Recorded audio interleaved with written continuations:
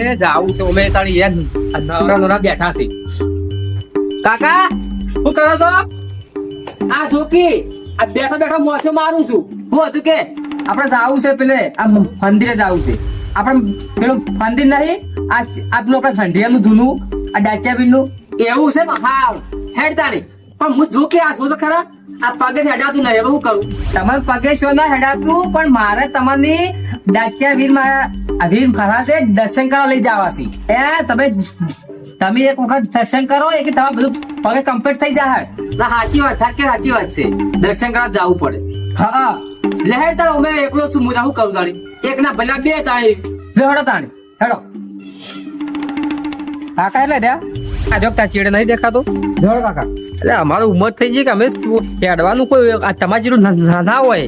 અમારે તો હવે ઘંટા છે. એ વાહ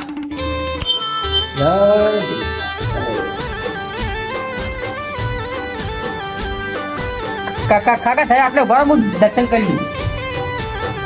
હો આવો મારા નેહડે કરાવો દેવની મુલાકાતો. આવો મારા નેહડે કરાવો દેવની મુલાકાતો.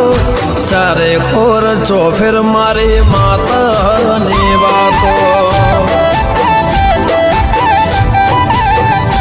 હો આવો મારા નેહડે કરાવો દેવની કાકા તમે આ ભીમમાંથી માહિતી આવતા કારણ કે અમને તો ખબર ના હોય. તમે તો ઘંટીઓ કે જૂના છો કે તમને ખબર હોય.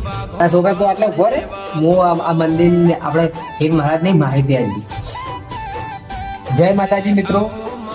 આ મંદિર છે શ્રી ભટવાડા ભીમ મહારાજનું મંદિર છે. આપણા કુબડાના બાજુમાં આવેલું છે. અને જે લોકો દર્શન કરવા આવ્યા હોય તે કોમેન્ટ કરજો.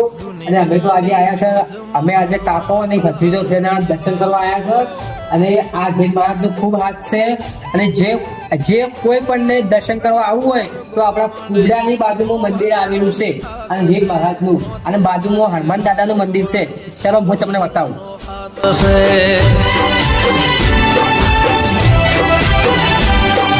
રકનપુર ગોમને ખાંભલ્યા નિહાક છે. મોતે મારી વાઘો વાળી સિંહણનો હાથ છે. કળિયુગમાં બતાવું દેહ. આ મોટા મોટા વડ છે. આની જગ્યા એકદમ સરસ જગ્યા છે. અને હજુ આપણે આવેલું છે હનુમાન દાદાનું મંદિર. કળિયુગમાં બતાવું સતયુગ વાળા પરચ દુનિયાની. જો મિત્રો આ મંદિર છે હનુમાન દાદાનું. અને આજુબાજુ વડ છે બહુ